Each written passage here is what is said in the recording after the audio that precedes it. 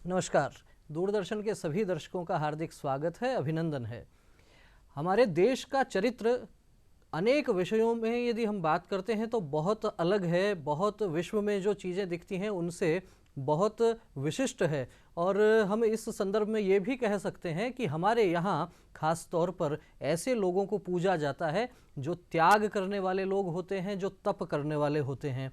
और उसमें भी यदि कोई व्यक्तित्व ऐसा हो जो सत्ता के शीर्ष पर रहते हुए अचानक उस सत्ता को ठोकर मार के त्याग और तप की ओर यदि आगे प्रवृत्त होता है, आगे बढ़ता है, तो निश्चित रूप से ऐसे व्यक्तित्व का नाम नानाजी देशमुख होता है।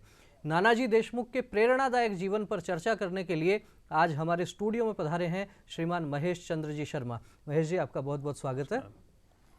महेश चंद्र जी शर्मा सामाजिक कार्यकर्ता हैं। विभिन्न सामाजिक संगठनों में अखिल भारतीय स्तर की जिम्मेदारियों का आप निर्वहन कर रहे हैं। आप भारतीय जनता पार्टी के लंबे समय तक जिलाध्यक्ष भी रहे हैं, साथ ही पत्रकारिता के क्षेत्र में भी 1 दशक तक आपने प्रधान संपादक का काम आपने संभाला, एक दैनिक समाचार पत्र का। सबसे पहले महेश जी, आपसे चर्चा ये करना चाहेंगे, जब बात हम नानाजी देशमुख की करते हैं, किस प्रकार का प्रारंभिक जीवन रहा, क्योंकि बाद की जो चीज़ें हैं उस पर तो हम चर्चा करेंगे ही, लेकिन सामान्यतया एक बार हमारे दर्शकों तक ये जानकारी पहुंचे कि किस प्रकार की पारिवारिक पृष्ठभूमि थी, बचपन कैसा बीता, क्या कहना चाहेंगे? नानाजी देशमुख एक बहुत साधारण परिवार से थे जी। महाराष्ट्र के मराठवाड़ा क्षेत्र में एक परभली जिला है, उसमें छोटा सा गांव हिंगोली, वहाँ अमृतराव देशमुख के वो 5वीं संतान के रूप में उन्होंने 1916 में जन्म लिया था। जी। परिवार की आर्थिक स्थिति बहुत कमज़ोर थी और विडंबना ये रही कि कुछ समय बाद जब शैशवावस्था में ही उनके माता पिता का भी निधन हो गया, वो अनाथ हो गए थे। उनके बड़े भाई अब्बाजी देशमुख जी ने उनका लालन पालन किया था। जी। उस गांव की एक विशेषता भी थी कि वहाँ शिक्षा के कोई साधन नहीं थे, तो 11 वर्ष तक बिल्कुल साक्षर भी नहीं हो पाए, अक्षर ज्ञान भी नहीं था। अक्षर ज्ञान नहीं हो पाया, लेकिन फिर भी उनकी एक प्रबल इच्छा थी कि मैं शिक्षा में आगे बढ़े, परिवार की इच्छा भी थी। तो एक निकट के गांव में उनकी पढ़ाई की व्यवस्था की गई जी। और वहाँ उन्होंने मिडिल क्लास 8वीं तक की शिक्षा ग्रहण की।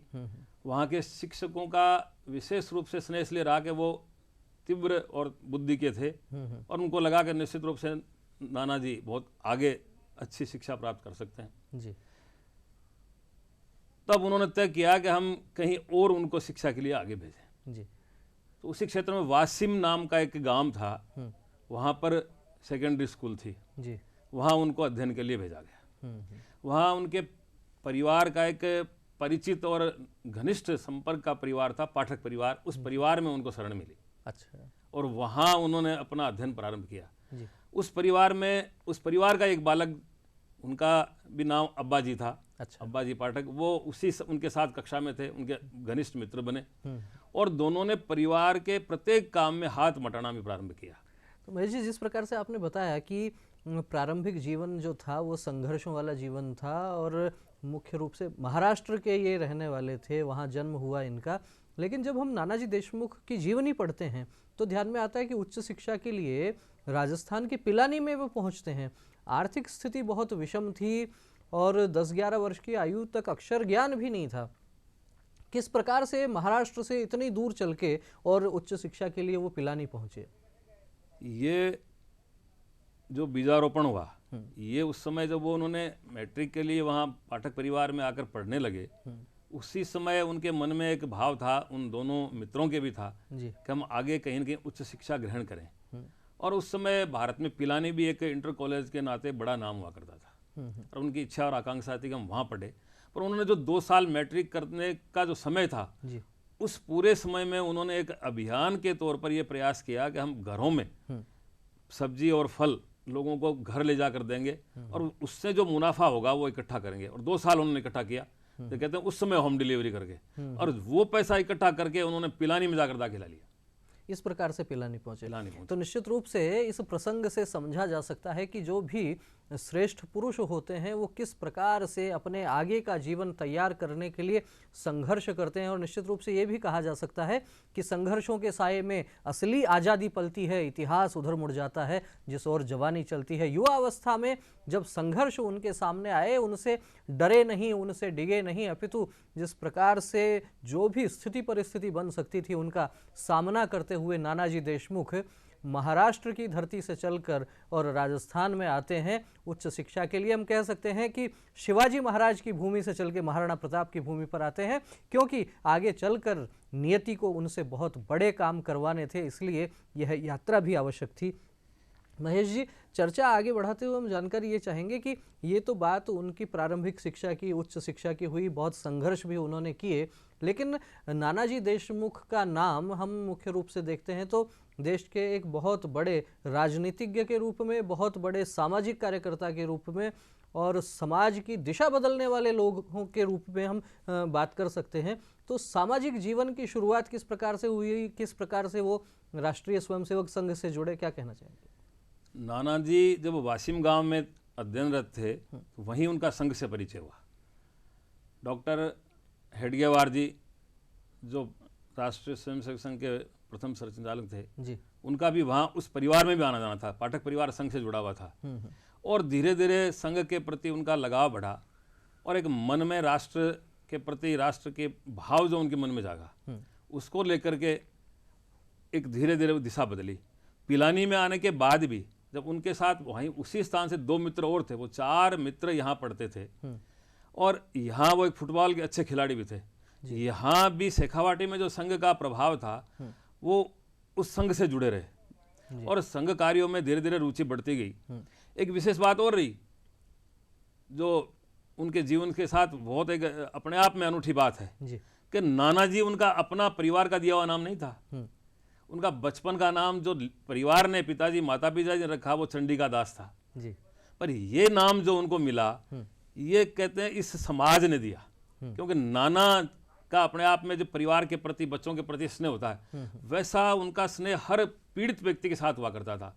वो उसकी सारी पीड़ा स्वयं की पीड़ा मान करके और समाज के काम में लगने की इच्छा प्रवृत्त थी और निरंतर उसमें लगे रहते थे। इसलिए समाज में उनको नाना नाम दिया, नाना के नाम से पहचाना जाने लगा और वो जो नाम था परिवार का वो विस्मृत हो गया और नाना जी के नाम से वो प्रसिद्धि उनको मिली। इतना ही नहीं, वो इतने इंटेलिजेंट थे कि उस बिड़ला इंटर कॉलेज के जो संस्थापक थे घनश्याम दास जी बिड़ला, उन्होंने अपने उस प्रिंसिपल पांडे जी से के जरिए एक प्रस्ताव भेजा देशमुख जी के, नाना जी के, कि मैं इनको निजी सहायक बनाना चाहता हूँ, 80 रुपये प्रति माह और आवास और जो खाने का, जो भोजन का खर्चा वो अलग उनका उन्होंने मानदेय तय किया। पर उनके मन में कुछ और था, उनके मन में था राष्ट्र के प्रति चिंतन, राष्ट्र की चिंता, इस राष्ट्र की सेवा।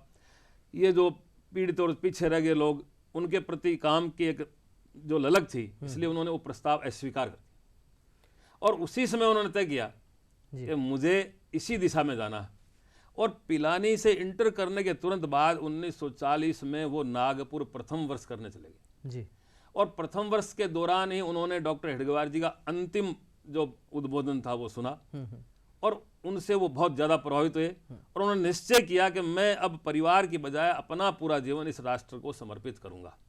और उसमें उन बाल आप्टे जी वहाँ एक प्रमुख हुआ करते थे, उनसे बाला साहब आप्टे जी से उन्होंने पूछा मुझे अब कहाँ आगे जाना चाहिए, क्या करना चाहिए, तो उन्होंने उनको आगरा भेजा कि आप आगरा एक प्रचारक के रूप में उनको वहाँ भेजा। वो प्रचारक के रूप में वहाँ उन्होंने फिर शिक्षा के साथ साथ भी जीवन प्रारंभ किया। पर वहाँ एक विशेष बात ये हुई कि पंडित दीनदयाल जी भी कानपुर से बीए करने के बाद वहाँ आ गए थे एमए करने के लिए, तो उनका संपर्क हुआ, एक कक्ष में वो साथ साथ रहे जी। और संघ के प्रति समर्पित जीवन था। तो एक स्वाभाविक था कि जो व्यक्ति अपना सब कुछ छोड़ करके ऐसी स्थिति में आया है तो समाज को समर्पित अपना जीवन और उन्होंने अपना देना तय करते हुए कार्य प्रारंभ किया। तो इस चर्चा में एक बहुत महत्वपूर्ण बात यह निकल कर आई है कि नानाजी देशमुख जब विद्यार्थी थे, जब अध्ययन कर रहे थे, उस दौर में आज़ादी से पहले का वो समय था। आप विचार कीजिए, 80 रुपये प्रति माह का उस समय उनको नौकरी मिल रही थी, काम मिल रहा था देश के एक बहुत बड़े उद्योगपति के साथ में रहने का, लेकिन चूंकि मन में कुछ विचार बड़ा था इस देश और अपनी जन्मभूमि के लिए कुछ बड़ा करना था, इसलिए उन्होंने वह प्रस्ताव ठुकरा दिया और भारत माता की सेवा के लिए आगे बढ़े। जिस प्रकार से महेश जी आपने बताया कि राष्ट्रीय स्वयंसेवक संघ के साथ जुड़े, अनेक और सामाजिक संगठनों के साथ भी जुड़कर उन्होंने काम किया, लेकिन नानाजी देशमुख की जब हम बात करते हैं तो राजनीतिक क्षेत्र में भी उन्होंने कुछ नए प्रतिमान स्थापित किए, और वो नए प्रतिमान स्थापित किए तो वो कौन सा कालखंड रहा, क्या स्थिति परिस्थिति बनी कि वो बाकी सब काम छोड़ के और राजनीति में किस प्रकार से उनका प्रवेश हुआ?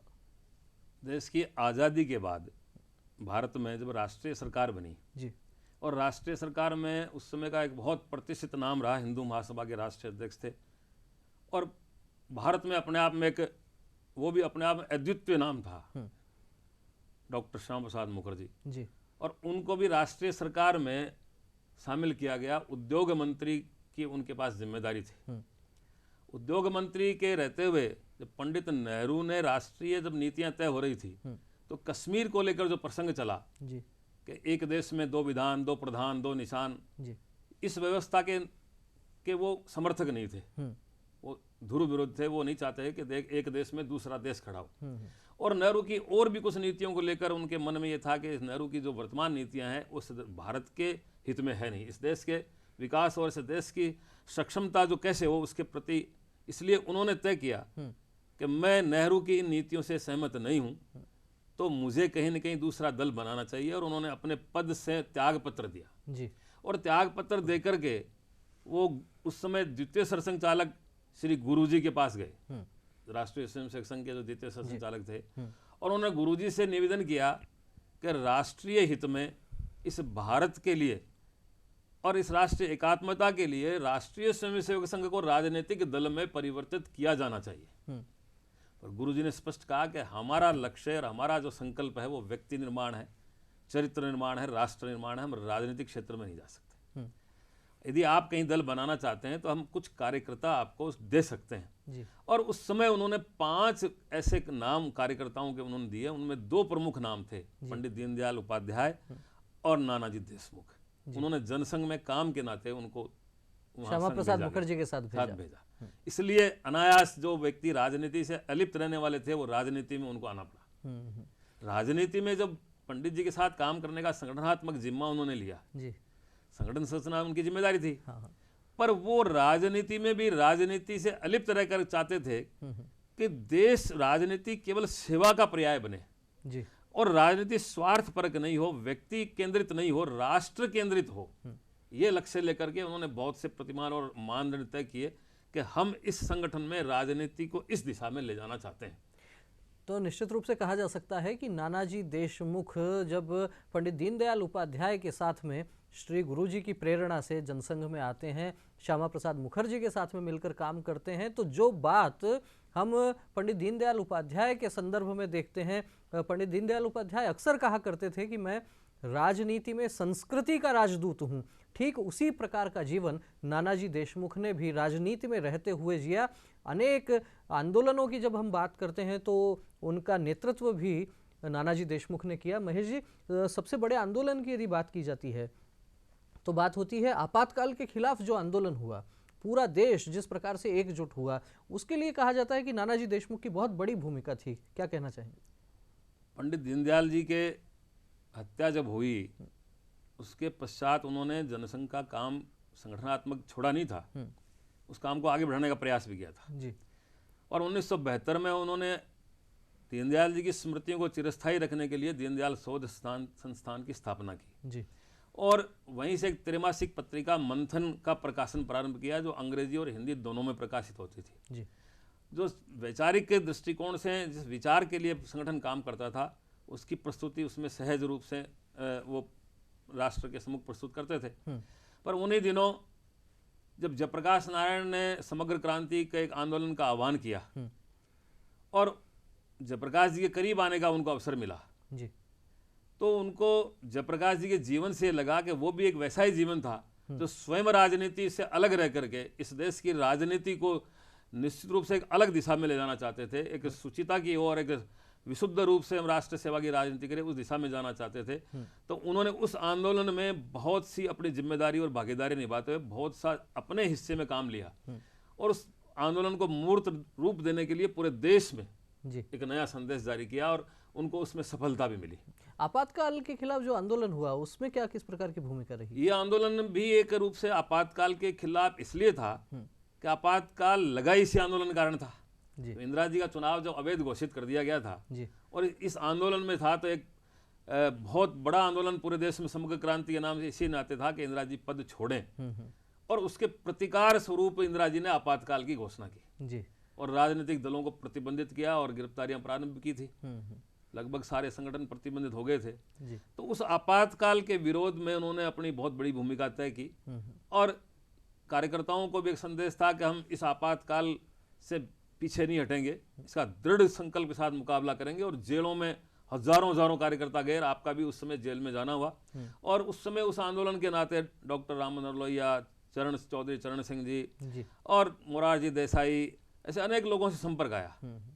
और उसी दौरान जब जेलों में रहे तो जेल के अंदर ही एक नई भूमिका तैयार हुई। जी एक नया दल हम राष्ट्र में खड़ा करें, एक साथ मिलकर के लड़ें, एक साथ संकल्प तय हुआ। और आपातकाल की समाप्ति के तुरंत बाद जब चुनाव की घोषणा हुई जी तो जनता पार्टी का गठन हुआ और उसमें मुख्य भूमिका रही तो नानाजी देशमुख की थी। वो राष्ट्रीय संगठन महामंत्री नाते उन्होंने उस समय भी अपनी जिम्मेदारी हाथ में ली। तो इस प्रकार से कहा जा सकता है कि आपातकाल के खिलाफ आंदोलन हुआ, उसमें भी बहुत महत्वपूर्ण भूमिका रही।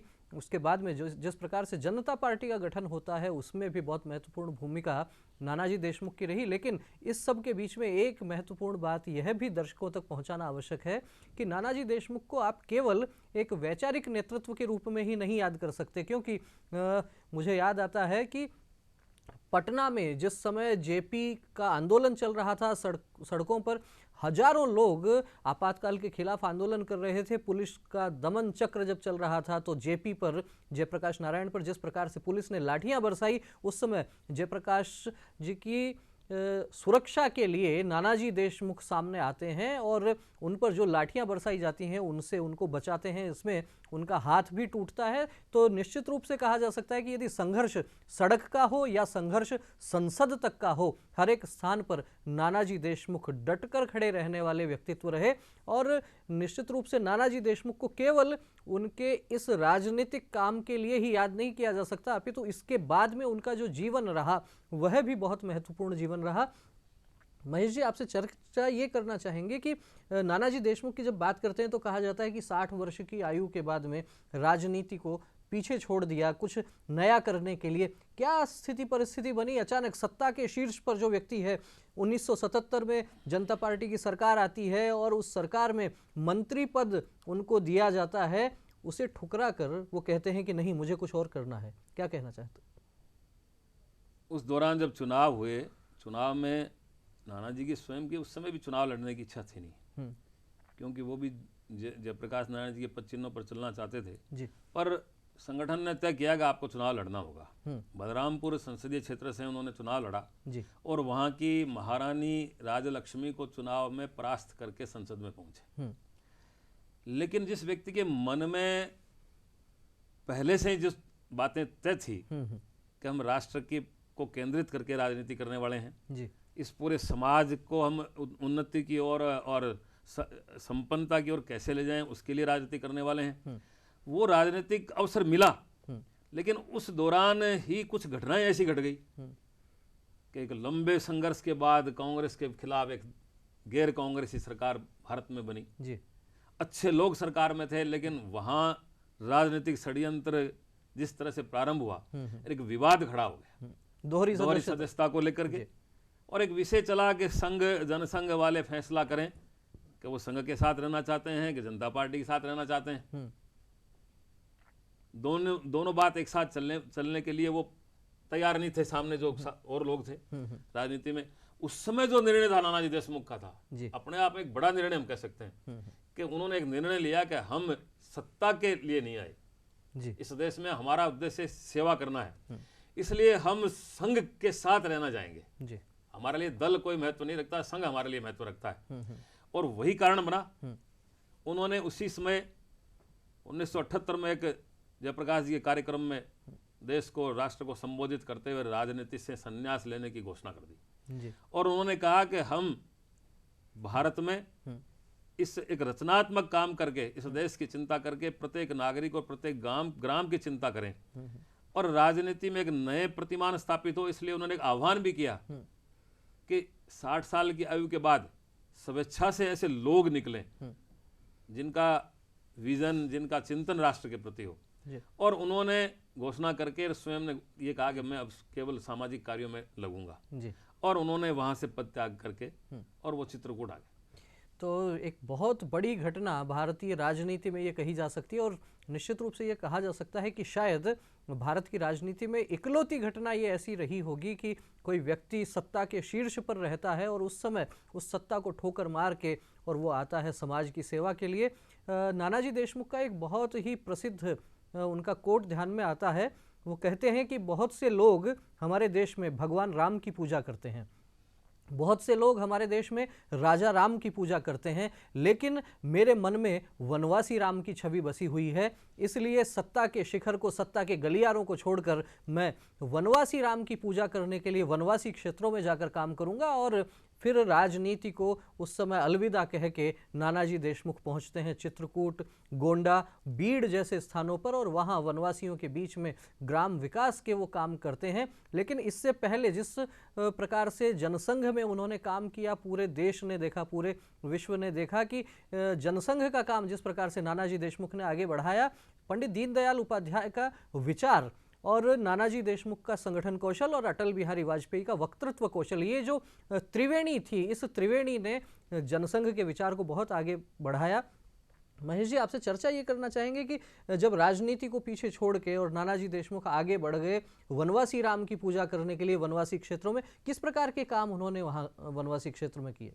नानाजी देशमुख के हृदय पर जयप्रकाश नारायण जी की एक अमिट छाप थी जी। चित्रकूट में उन्होंने सर्वप्रथम एक करीब 54 एकड़ में एक बहुत बड़े परिसर में एक ग्रामोदय योजना प्रारंभ की और उसका नाम ही जय प्रभा, यानी जयप्रकाश नारायण और उनकी पत्नी प्रभा देवी के नाम से जय प्रभा ग्राम योजना प्रारंभ की जी। और उन्होंने उसमें स्वराज और ग्राम समृद्धि कैसे हो, ये विषय उन्होंने महत्वपूर्ण उनके सामने था, उसको रखा। और उसी समय उन्होंने एक नारा भी दिया और तय किया कि हर खेत को पानी और हर हाथ को काम जी। और ये हमारी जो प्राचीन परंपरा रही, हमारी सांस्कृतिक परंपरा जो सदियों से चल रही थी, ग्राम में जो ग्राम उत्थान की परंपराएं थी जी। उसी के अनुरूप उसी दिशा में एक कदम उन्होंने बढ़ाया और एक अनवरत श्रृंखला फिर चल पड़ी जी। इतना ही नहीं, उन्होंने 1949 में एक काम और किया था, वो भी आज पूरे देश के सामने, क्योंकि वो शिक्षा के नाते भी चिंतित थे जी। उनको लगता था कि ये जो शिक्षा अंग्रेज जाने के बाद में जो इसी तरह की भारत में शिक्षा है और जिस तरह नैतिक शिक्षा की आवश्यकता है, राष्ट्र का चिंतन हो, ऐसी शिक्षा की आवश्यकता है जी। तो उस नाते उन्होंने 1949 में सबसे पहले सरस्वती शिशु मंदिर की स्थापना की जी। वो सरस्वती शिशु मंदिर की श्रृंखलाएं आज पूरे भारत में विद्या भारती संस्थान के नाम से नाते लगभग 50,000 से अधिक विद्यालय, हजारों विद्यालय दिखाई देते हैं। ये भी नानाजी देशमुख की देन थी। तब उन्होंने वहाँ ये कार्यक्रम प्रारंभ किए, फिर उन्होंने गोंडा क्षेत्र में काम प्रारंभ किया जी। तो उनके 4 सूत्र थे, शिक्षा, स्वास्थ्य, स्वावलंबन और समरसता, ये मुख्य उद्देश्य थे। लेकिन समरसता के नाते भी वो बहुत सी बातें थी, वो ममता और समता युक्त समाज की स्थापना की उनकी एक सोच जो आगे थी, थीम थी, उसके आगे उसके अनुरूप काम करना चाहते थे। तो आरोग्य धाम है, वनवासी क्षेत्र में काम है, ऐसे अनेक योजना एक लंबी श्रृंखला के नाते उन्होंने अपने पूरे समय में लगातार अनवरत रूप से एक नया संदेश देते हुए की, जिसका प्रतिफल और क्षेत्र में प्रभाव भी नजर आने लगा जी। उसी के कारण जब 1999 में उनको फिर राज्यसभा में नामित किया गया, केवल सामाजिक कार्यों के नाते उनको नामित किया गया और उसी समय उनको पद्म भूषण भी दिया गया जी।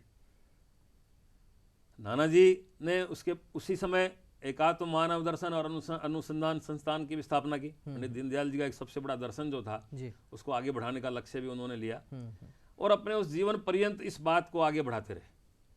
तो निश्चित रूप से ये कहा जा सकता है कि जिन पंडित दीनदयाल उपाध्याय के साथ में जनसंघ से राजनीतिक यात्रा नानाजी देशमुख ने प्रारंभ की, ये इन दोनों की जो जोड़ी रही, पंडित दीनदयाल उपाध्याय और नानाजी देशमुख की जोड़ी, ये जब बीच में टूटी तो नानाजी देशमुख ने पंडित दीनदयाल उपाध्याय के विचार को आगे बढ़ाने के लिए दीनदयाल शोध संस्थान की स्थापना की। एकात्म मानव दर्शन अनुसंधान केंद्र के माध्यम से भी लगातार इस दिशा में कार्यक्रम होते रहते हैं। लेकिन नानाजी देशमुख की अलग तरह की राजनीति को एक इस प्रसंग से भी समझा जा सकता है, जो आज की राजनीति में शायद दुर्लभ होगा, कि एक समय भारतीय जनसंघ का कार्यकर्ता सम्मेलन था और उस कार्यकर्ता सम्मेलन को संबोधित करने के लिए वे दूसरे दल के डॉक्टर राम मनोहर लोहिया को बुलाते हैं। क्या आप आज के इस दौर में कल्पना कर सकते हैं कि किसी राजनीतिक दल का कोई कार्यकर्ता सम्मेलन हो और उसको संबोधित करने के लिए दूसरे राजनीतिक दल का कोई नेता आता है? इतना बड़ा मन और इतना उदार विचार नानाजी देशमुख का रहा।